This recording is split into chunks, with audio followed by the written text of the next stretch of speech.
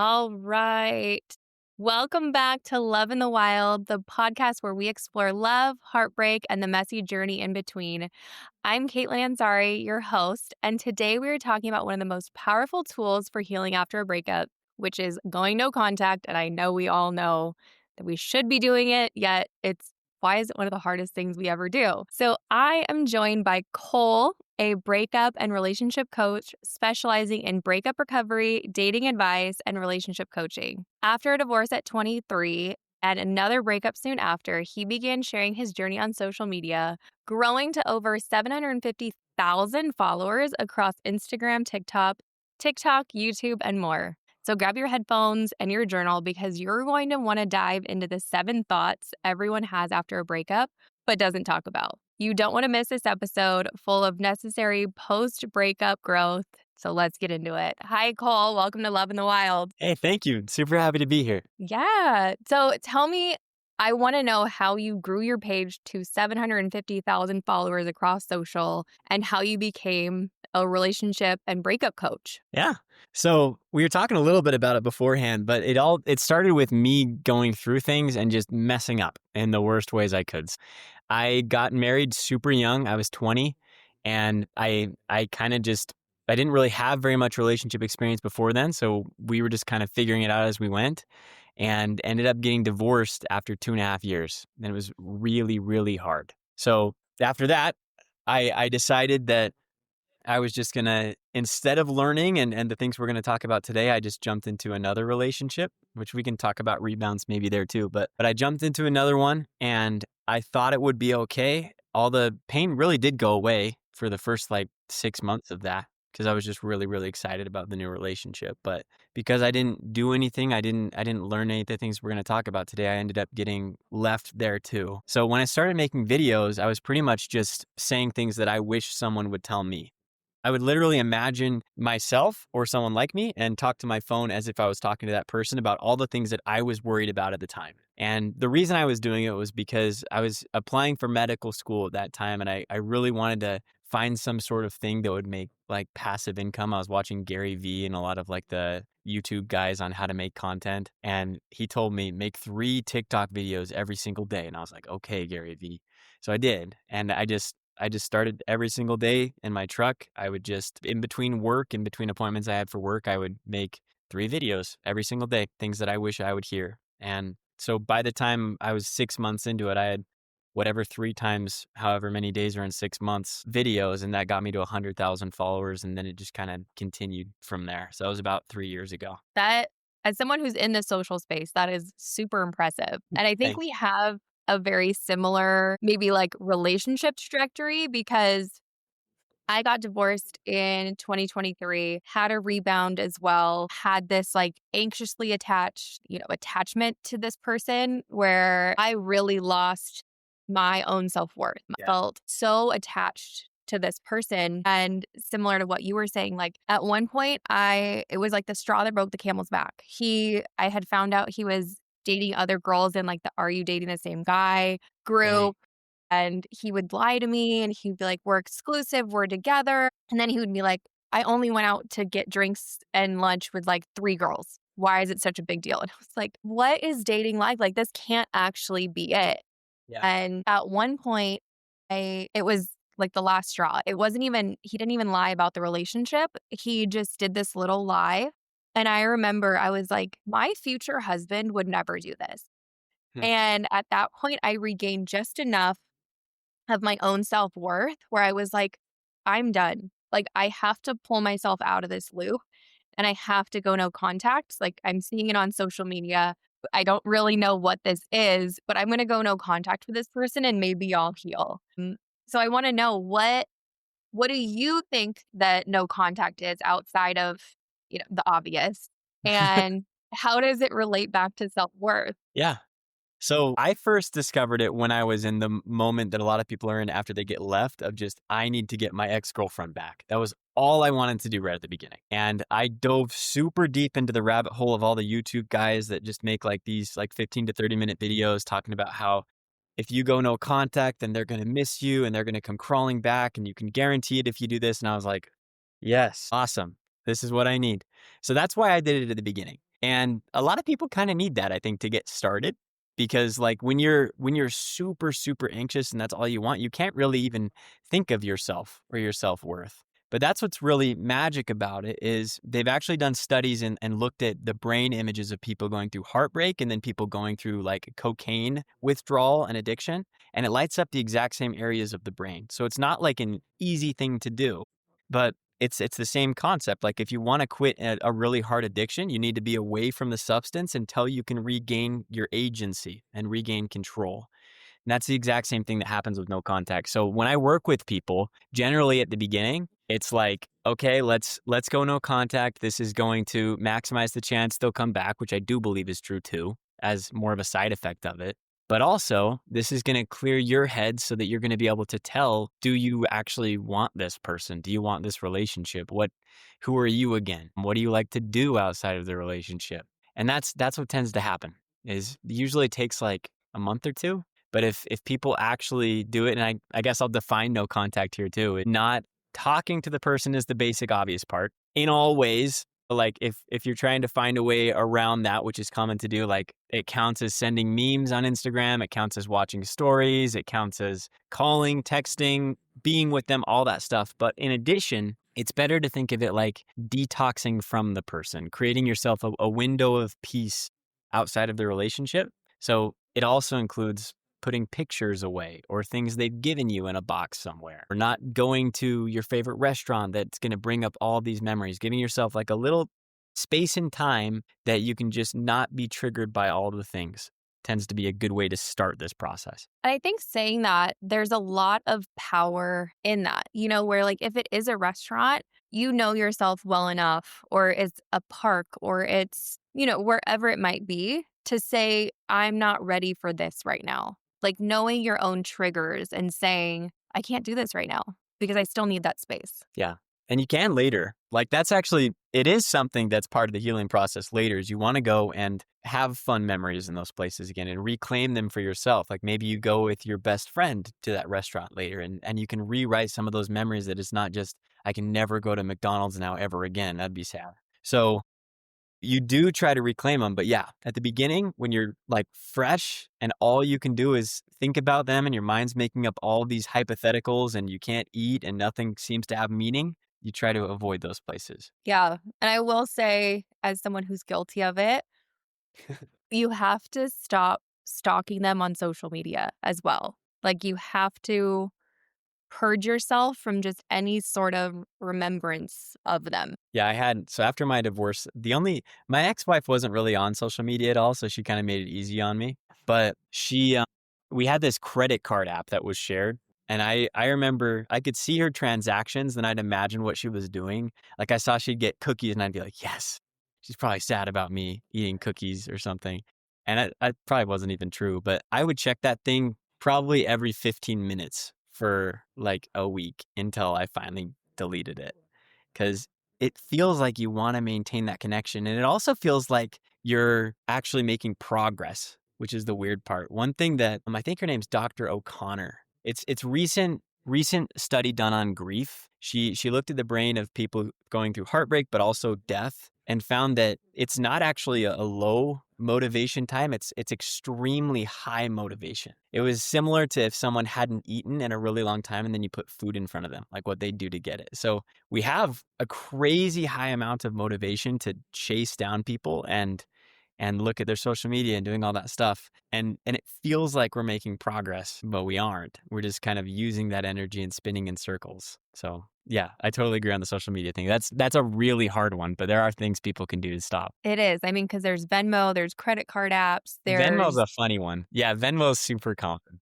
much you can stalk and you're like, I have to get out of this loop. And sometimes breakups are so bad that you're like, I have to actually like physically pull myself out of it and say, girl, what are you doing? One of the most cathartic things for me, and I don't know if this is right or well, or I'm very unhinged, I don't know. But once I got to a point where, I had items from this breakup where they really meant something to me and they did remind me. And I was like, oh, I'm going to hold on to them because they have sentimental value. And like, when was it? a nice necklace. And I was like, if we do end up, our paths reconnecting or whatever, I don't want any memory of this past. And that Mm. was my mindset at the time, to even just get myself to go throw these items away. So I was like, I Wow. don't want the past repeating itself. I can still have love for this person and empathize for the traumas they had that made them, or like that caused those actions. And, Yeah. I can still really empathize with that, but I want no memory of the past. And so at that point, I just like That's a strong went, thing to do. yes, I went laser focused and I was like, I'm throwing the nice necklace away. I'm throwing all the photos away. If we do end up making it back together, we'll make new memories and the past is in the past. And we didn't get back together, Yeah. and there's no desire to ever get back together because my self worth is way higher than what it was when I knew him. But it was what I needed at the time to I just think throw it away. one thing you're doing there that's interesting is a lot of people don't really have empathy for themselves in the hard part of it, which you did. So when you were throwing stuff away, you were saying, okay, even if our paths do cross again, because it was hard for you to throw stuff away because probably some part of you wanted that. But you didn't say like, shut up this part of Katelyn, like just be tough and throw it all away. You soothed that part of yourself and said, this is gonna be okay. Like we'll still accomplish that if it happens. But this is what we're going to do to take care of us now so that regardless of what he chooses or changes, then we can still be okay. And that's something that I think can really speed up the process for people is if they are on their own sides for every part of themselves, which is usually people are pretty like broken in half. A lot of times their brain is like, let's move on, let's not do this anymore. And then their heart is like, I just need this person more than anything. So they usually just are mean to themselves or shame themselves or be like, it's been 4 months. Why do you still feel this bad? Or he cheated on you. Why do you still feel this bad? It doesn't work though. It slows you down. So what you did was awesome. Thank you. Yeah, in the very beginning, you were saying that you at first you talked to other people as if someone else was talking to you. And that's Yeah. really how I felt. I was like, because my best friend went through it with me, a couple of my best friends did. And they were like, what are you doing? And so Yeah. in my mind, I was like, what is the narrative they would tell me if this actually happened? And I was like, I'm just going to talk to myself in a way that my future self will say, girl, knock it off. But I did, that brings me to my next question. Like, are there any psychological patterns or just habits you see in people who bounce back quicker versus those who don't? Yeah. Yeah. So I have this analogy that I share in a good amount of podcasts is if you imagine three friends trying to cross a river, it's called the river of grief. The first one goes and he just dives right in the river and tries to swim.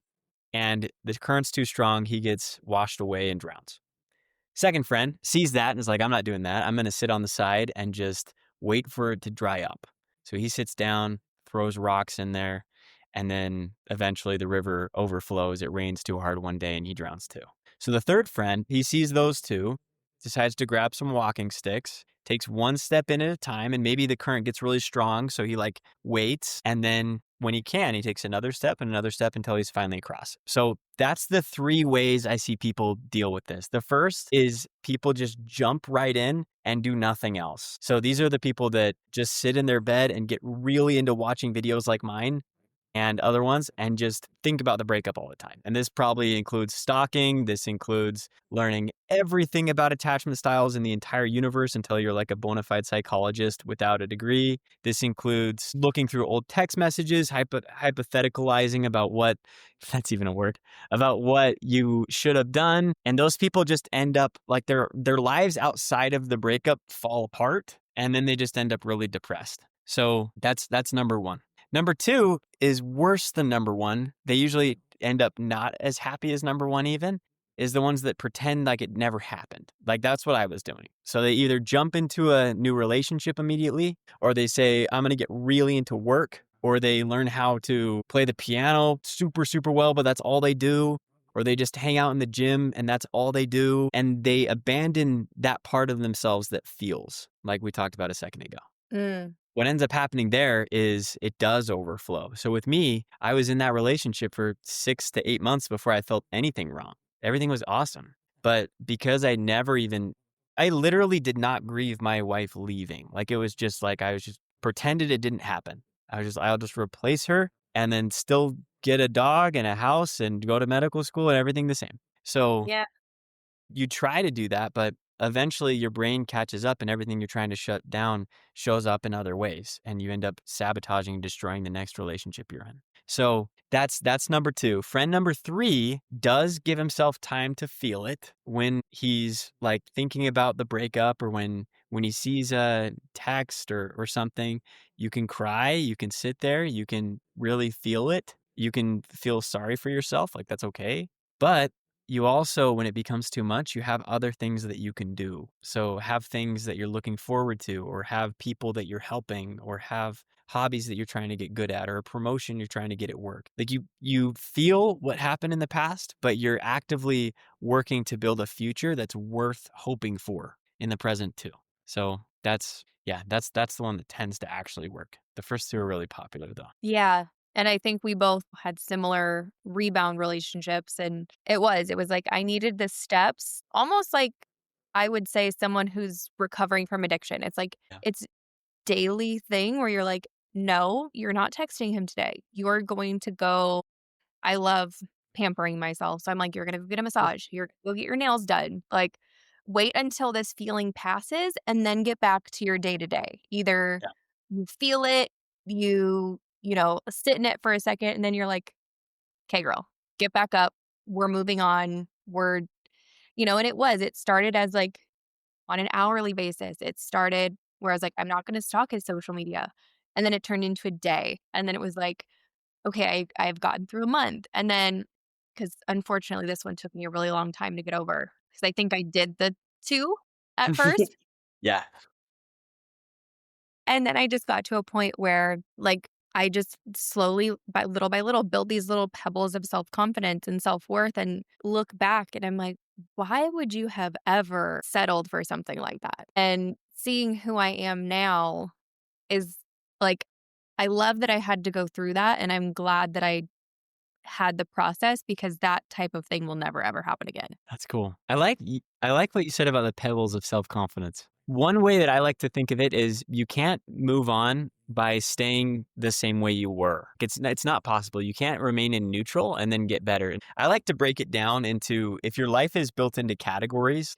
With my clients, I do family relationships, friend relationships, religion/spirituality, like whatever you believe in, hobbies, work, and then health or self-care, like your massages and nails would go in that one. And then you've also got a romantic category that obviously was way better then than it is now right after you got broken up with. It's probably like I don't know, like a 5 to 10 out of 10 over here and now like a 0 because there's no one around. So if you expect that you're going to be happy with this life that is exactly the same, but now that romantic category is a 0, you're not. Your brain is going to want to stick into the like better fantasy of the past than this present that you're not building. It's not as much of a shiny object. It's not something your brain would want to be in. So if you expect to move on, you have to build a better self and a better life that's worth holding on to, or you can't expect your brain to let go of the past.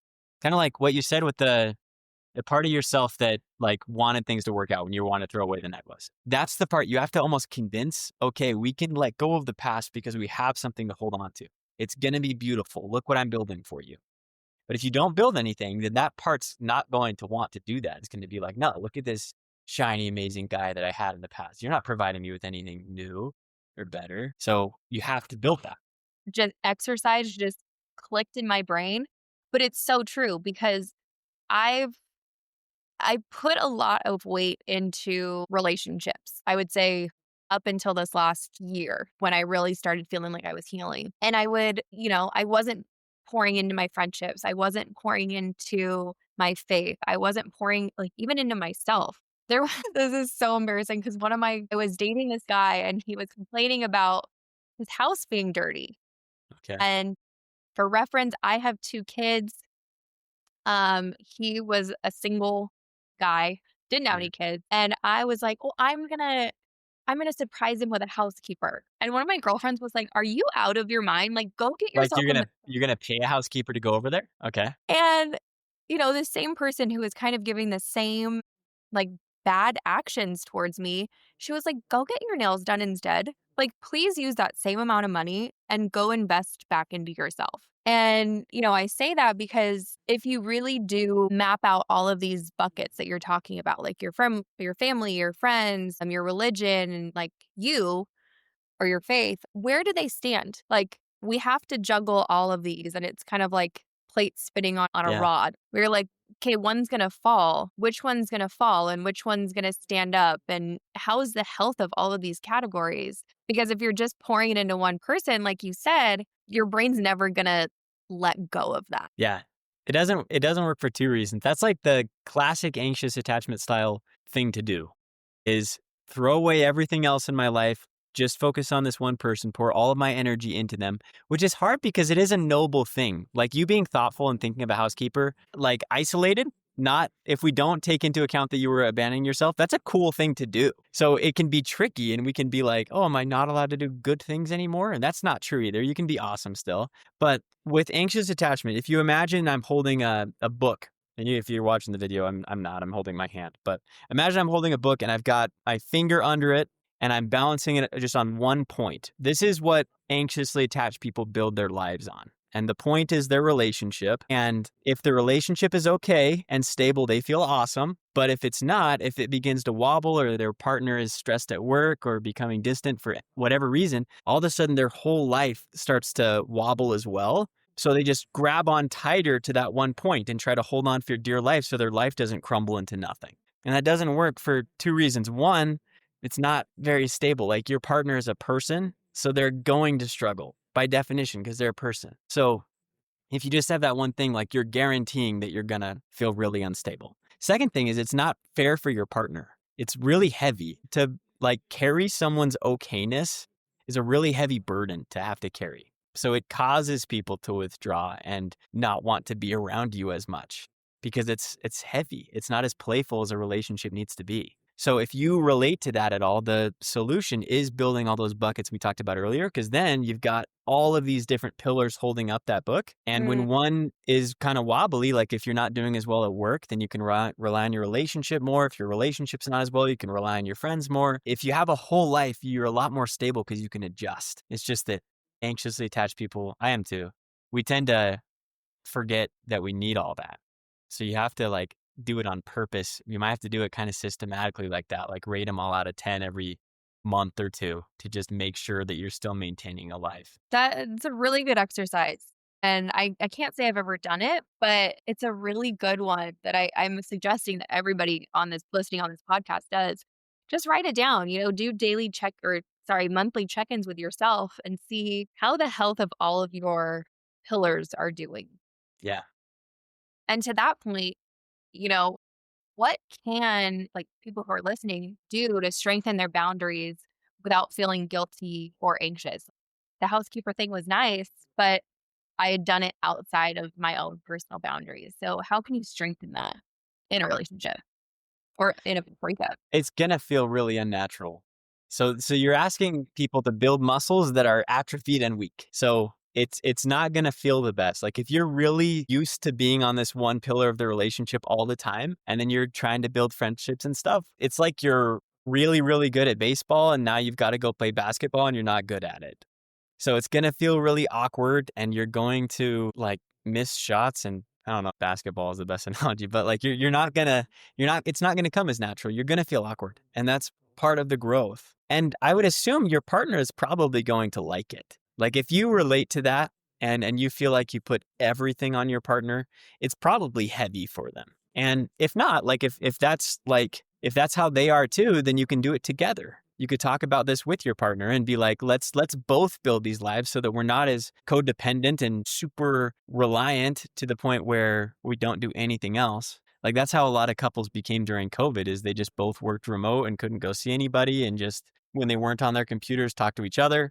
So I have a lot of clients like that. So if you feel like it's really hard, like it's either you can do it with your partner and then you'll both be better, or your partner probably wants you to do it and it'll be more stable if you do it. So I don't really think there's much of a danger in reality.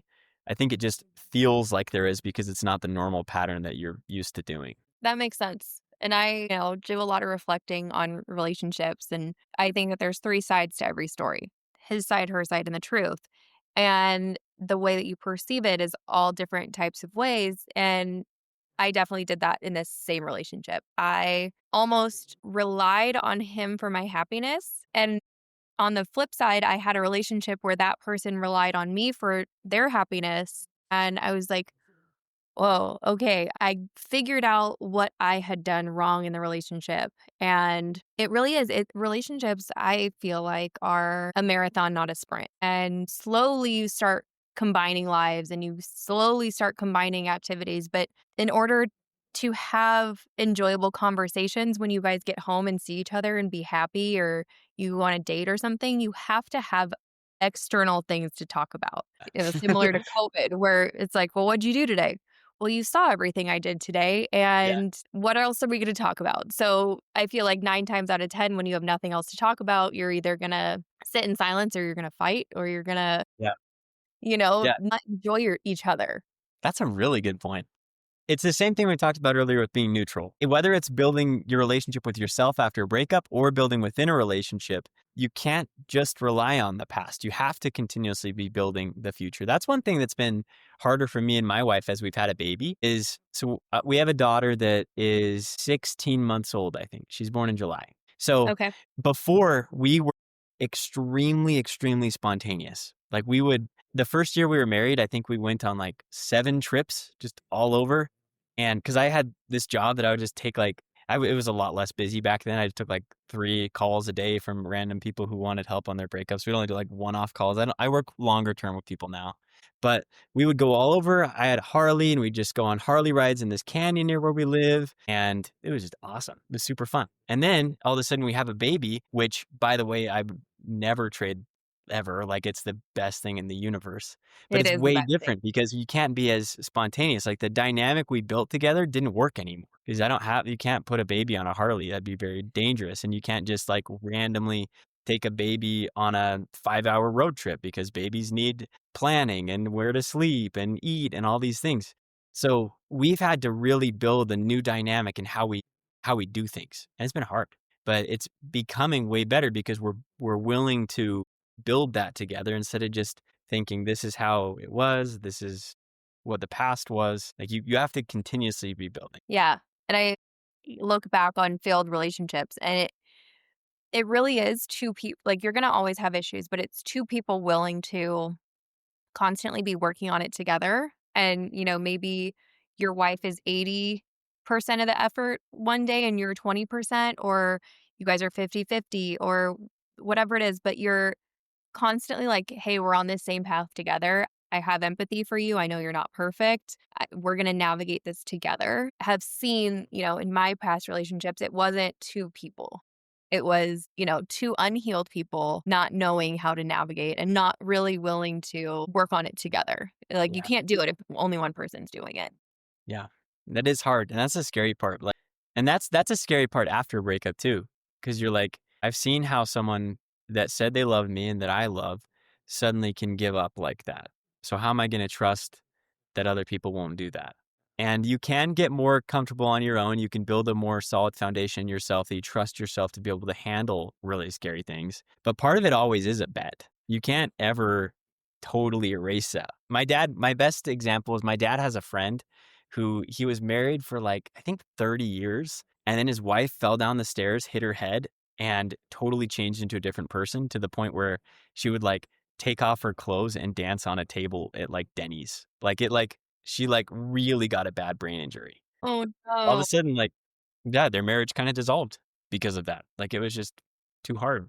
And that's Right. a crazy example. I guess it's not going to happen to everybody, but I think it illustrates the point that it is always a risk. It's never not going to be a risk. So you can do things to mitigate the risk, like learning about secure attachment, finding people that you can like actually go through different experiences with, experience hard things. The number one predictor of divorce is lack of conflict resolution skills. So make sure you can get through hard things together. But you do need to build a certain amount of differentiation, it's called, or like where Mhm. you realize that you are your own person and can handle the world before jumping into a relationship because they always can end. And I kind of like that. Yeah, I believe like I kind of remind myself of that even though I'm married, it always can end so that Mhm. continually make myself into someone who's worth being married to and I think that's Ooh, kind of cool. that's a That good one.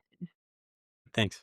So That yeah, is a really good one. yeah. So it never goes away. Like there's a risk always, but it becomes more stable when you become more stable in who you are and the other things in your life. Yeah. And I will say I'm dating now this wonderful guy.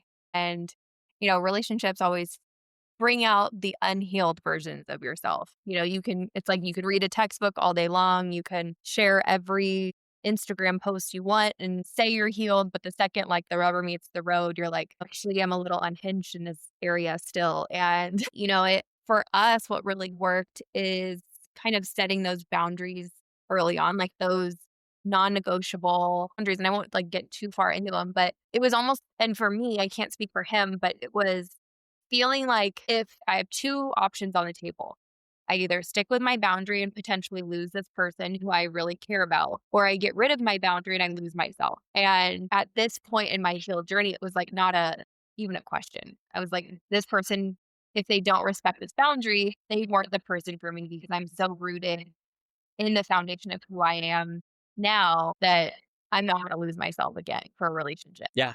And so you need to find that. Like that was my problem and I think it's hard. Like that's a hard requirement to say fully define all of your values and boundaries before you get into a relationship. You're not totally going to be able to, but the more you can, the safer you're going to be because that's what gives you the strength to be like that. That's what a lot of people are like, when should I date after a breakup so that I can make sure I don't go through this again? And like my favorite advice, it's from Matthew Hussey, if you've seen him. Have you seen him? No, I haven't. He's cool. He talks mainly to women, but he's huge on YouTube and Instagram. But he says you can date again after heartbreak when you're happy enough. And what happy enough means is that you're not going to jump back into the same situation or you're not going to throw away being single for something that's not better than that. So the analogy that I really like for this one is if you get fired and you have savings, then you're going to be able to really pick what kind of job you want. You're going to be able to interview around a ton of different places. Maybe you'll start something yourself. But if you have no savings built up, then you're just going to freak out and take whatever is around. And it's the same exact Mm, thing in a relationship. So if you get dumped and you don't like who you are, you don't have a life built up, you don't have friends to rely on, no like social savings, then you'll just jump on the next person who is interested in you, which is, mm. it happens. And that doesn't mean you're compatible. That doesn't mean you can have conflict together. It doesn't mean you want to end up in the same place. So it's worth building that. It's just the Said that right a person. lot. Said that a lot Yeah, in like a lot of different ways. it really did. So now I want to jump into like the really juicy thing. I saw this on your Instagram Okay. and you were talking about the 7 common thoughts that everyone has but doesn't really talk about. Can you walk us through them? Because I'm eager to know, and I know my audience is too. Yeah. So these are just thoughts I've heard a lot of people say, but I've had these too. And the main idea with that post was just that you're not a crazy person if you're having these things, that you're totally normal. And again, there's two parts of you. There's the part that really wants the past, and there's the part that realizes things were bad and is looking towards the future. So this post was more to help people soothe that part of themselves rather than cage it up and throw away the key and be terrible. So the first one is, I'm really terrified that I'll never find a connection like this again. And that's a huge one, is maybe when you look at your breakup, you're like, I know this wasn't actually that good. Like there were a lot of things that were really bad in it, but it's the best I've ever had. I've never had anybody that treated me any better than this. So why should I expect that somebody is going to treat me better in the future? Or maybe it was awesome. Like with my ex-wife, we could talk unlimited amount of times. We could talk forever, all day long, and never run out of things to say. And it was great. And then I got broken up or divorced and I was dating and I wasn't able to connect that way with people again. And it freaked me out. I thought that I had lost the best thing I'd ever have. And I was really, really afraid of that until I found Jocelyn and it was better. But that's a big fear that people have. So if you're having that, my favorite way to get through that is to think of your life more as you're a character in a movie and you don't know how it's going to end. So view your life more with curiosity, that maybe you're only 20 or 35, even if you're 45. You have so many years in the future, and some humility in recognizing I don't know the happiest way my life can end up lets you be curious about it. And if you think of it like a movie, you think like in any rom-com, things always go absolutely horrible before it ends up better. Like everything falls apart. The guy says he never wants to see her again. Like the plane takes off and she misses it. And it's just like terrible. Everything's really bad. And at that point, if you were like, I know everything, you're probably just going to end up hopeless. So having humility and realizing you have no idea how great your life can be. You have no idea what the happiest path your life can take is really helped me get through that one. Okay. Second one is going to be, is my ex hurting too? Or am I just doing this by myself? That's a big one. Yeah. It's a big one for a couple of reasons. Like people think like if they're not hurting as much as me, then the love wasn't real. So I was just a fool and I was tricked. All these years I was so head over heels and they were just not. And then I'm an idiot now. So that's one reason it's hard. And the second one is a lot of people want to win the breakup. They want to feel like I end up with like the better looking person after I end up more successful and happier and you go die in a hole and are sad. That's what a lot of people want to say but don't say. So if that's the case, there's some value in realizing that they do hurt. Like I have not seen many breakups where it's truly one-sided and one person hurts and the other person doesn't. Hardly Mm, any. So I've talked to 2,000 something people and then I've had like thousands and thousands comment. So I've seen a lot of different breakups and I have not talked to someone who's totally no feelings, no sadness. Even if it was terrible, even if they checked out like 6 months ago, usually there's still some shock that you don't see the person anymore. Even if they yeah. really, really hurt you, like it's still hard. So if it's more of a normal breakup where like it just didn't work, it's usually pretty sad on both sides. It's just that if you're only seeing their social media, no one posts themselves crying at night. So you're Right. not going to see that. And everybody So processes things differently too. yeah. I'm like an inward processor. Mm. That's probably why I went cold or like private and just I was like, I just gotta focus on myself. But a lot of people are external. And so it's probably why you see people posting on social like living my best life ever. For And you're sure. like, are you though? Yeah. Yeah. Yeah. So everyone thinks that. And that's a weird thing that nobody thinks about with breakups is it's actually really lonely to be the dumper, the one who leaves, because you don't get as much support. Like the person who gets left, all your friends like rally around you, at least for a little bit. Usually not as long as is necessary because people don't always realize how hard breakups are. So friends kind of get tired of it after you talk about it for like a couple months. But the Yeah. person who left, they don't really get that much support at all because they chose it. Like it's their choice to leave. So if they're missing the person, then people would just be like, "Oh, why'd you leave then? Like, what are you doing? Go back then if you're sad." So those people, they do post themselves really, really happy because they need support. They're not able to get support any other way, which is really sad. Like if you're listening to this and you have a friend that left, they might need some support in that way. Then maybe they do still have feelings, but it's just better for them outside their relationship. That's a lot of people. So yeah, that's another one. I'm trying to remember on what I put in that post. The next one is if the relationship ended, then there was never love. There's this weird belief people have that if you love people, then you can just overcome everything. And it's not true at all. Like Mm-mm. you can love on both sides, but one person's not emotionally available for the relationship and is just going to sabotage it all because they never worked through stuff with their parents or they got cheated on in the past. That doesn't have anything to do with love.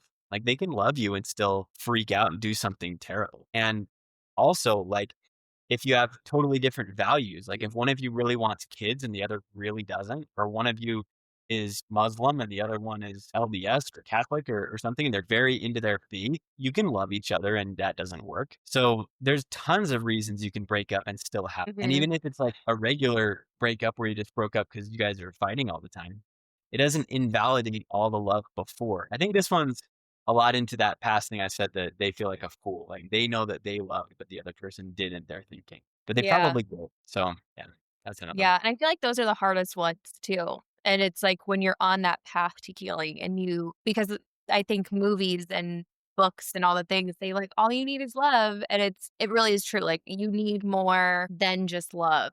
And so when you do have the love and you realize, okay, I have to walk away from this, or this isn't right for both of us. And you have to walk away and say, whether you're the one getting dumped or you're the person dumping the person, it's almost harder because there wasn't really anything that, people look at you and say, well, why you guys just broke up over this? Like, just have the kid or just move in together or Yeah. just convert religions. It's like you guys have love. And so that's always a hard one to break up when you still Yeah, have the love.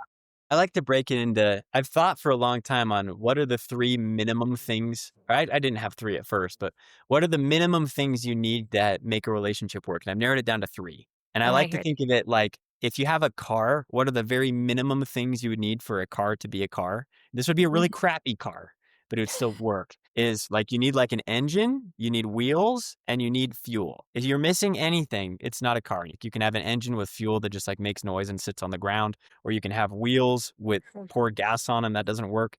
So you need those 3. You can't replace them. You can't have anything else in their place. You need them. So for relationships, it's love. You have to like each other. You have to admire each other. You have to have chemistry. It is, which by the way, I think that with this one, you can build that. So if it fades, you can rebuild it. I love, Mhm. and there's a book called 7 Habits of Highly Effective People that talks about love as a verb. I love that definition of love. That if you're falling out of love, I believe it's your responsibility and job to fall back into love. If it's everything else is good, because you Right. can. Number 2 is emotional availability. So love, emotional availability. You need to both be ready to be in a relationship. That's what you're doing. So you have to be ready for that. So if you move in together and all of a sudden you can't handle anything and you're like not like that's beyond your emotional capacity because you're avoidantly attached or something you haven't worked through yet, that's a necessary thing. And then third is similar goals and like direction for the future. So Mm. and values. So that's where like religion comes in. For some people, it's politics if they're like super into politics. Kids is a huge one here. Where you want to live can be a huge one. Lifestyle can be a huge one. Like if one person wants to live in New York, the other person wants to be a van lifer. Like those things, 3 things have to be lined up at a minimum. And the hardest is when people have 2 of them. Like the most common I see is that they had similar goals for the future and they loved each other, but one person was not ready to be in the relationship.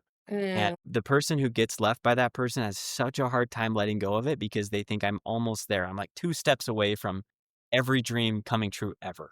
But you can't. Like it's the same thing with the car. You can't have the best engine in the world and the best wheels in the world, but just not have any gas and then just sit in it and just like really, really think about gas. It doesn't work. You need all 3. That's a really good way to put it. And, I will say I'm guilty of almost having a checkbox list of things that I was like, well, these are all the things I need in a relationship. And going through my healing journey, it turned more into, I guess, like personality traits that were more encompassing. So it was like, if, to your point, if someone's emotionally available, they are either willing to compromise or they're willing to lean in on certain things. Like they're, I don't want to say easier to deal with, but they're like more That could be a enjoyable, thing. you Yeah. know? Some people are easier to deal with than other people. Yeah, like life conflicts happen because they're gonna happen. And, for the longest time, I was like, well, this person, I relate to all the things you said where you were like, well, if they, meet 2 of the 3 things, like I'm almost there. I almost got it. And this might be the best that I'm ever gonna get because I have the 2, I just don't have the 3rd. And if I just keep holding on or I don't wanna be alone forever, or, all of those thoughts that you said about what people think of when they break up, I've had those too. So, it's really refreshing to hear that, these are 3 things that you have to have. And you can have the engine on the ground with gasoline on it, but it doesn't make a car. Yeah. And so, I know we're getting close on time, but I would love for you to share with everybody how they can get in touch with you if they wanna work with you. I saw that you also have an ebook, so give us Yeah, I all got self a promo. regular book coming out. That's the biggest thing My is god, that's huge. thanks. Yeah, so February 10th, I've got a book called X's and No's coming out. And it's everything I've learned from my story and then the 2,000 people I've worked with. So I've made it like a roadmap to get you from just broken up with and feeling like you're drowning and have no idea what to do at all the way guiding you through getting back together in a healthy way, moving on in a healthy way, forgiving yourself and your ex, building a life that you love, like we talked about today. And then if you want to, how to date again after heartbreak, where you can find secure attachment style on the first couple dates instead of spending another 2 years until you get broken up with. So it's pre-order right now, and you can get it at coachcolezesiger.com/X's and No's. And if you pre-order it, then you get chapter 1 immediately, and then a secret chapter that I'm not releasing anywhere else, and then also a Q&A. that's going to be around launch time. Awesome. So we should go to your website, which I will put in the show notes at the very end. And then it's also on his Instagram bio, which I will also share everywhere so that everybody can follow, work with Cole, do all the things. Thank you. And then I guess before we end, what is one key takeaway that you would like our Love in the Wild listeners to know about breakups as we lead into 2026? Some are awesome for you. So Ooh. with me, like both times, I was extremely in denial, never let go ever. With my ex-wife, what I did was I was so hurt that I just ignored it. And that's what a lot of people do is when your ex gets into a relationship, like you might think they don't care about you. I cared so much, and that's why I did. I was so hurt by that I thought my entire life was going to die unless I just forgot about her as quickly as possible. And then Mm, the next one, like I probably spent 5 hours a day researching different tactics to get an ex back for like 4 months all day on YouTube trying to get her back. And I guilty. tried to do everything perfect. Um and I just denied it and denied it and denied it. And one time I remember with the second one, I said a prayer and I was like, please just give me another chance with her. And I felt like a thought in my head as an answer to that prayer, it's not gonna work this time. And I did not care. I was like, okay, whatever. Give me like the second place joy then. I'll take my version. This is gonna be better than what you think. And it's not. So, like, if this is happening, I like some level of letting go and believing that the future might be better than what your plan is. Mine was way better than what. I like that. And I hope that everybody knows that breakups suck. They're terrible. And I hope that everyone feels like you're not alone because I've gone through it. Cole's gone through it. The same kind of, I call it like the death spiral where you're just like, nothing's ever going to get better. I don't know what happened. You're sad. You're, feeling all the things that you're not alone. And to Cole's point, some things are definitely worth it. So thank you, Cole, for being on the podcast. And that Thank is a you. wrap on today's episode of Love in the Wild. Thank you for sharing your insights on no contact, the 7 thoughts we all have after a breakup. And remember that going no contact isn't about punishment. It's about protecting your heart, reclaiming your power, and showing up as your best self. So if you love this episode, don't forget to follow Cole. Don't forget to subscribe, and share it with someone who might need a little bit of love and clarity today, too. And as always, keep exploring, keep healing, and keep thriving out here in the wild.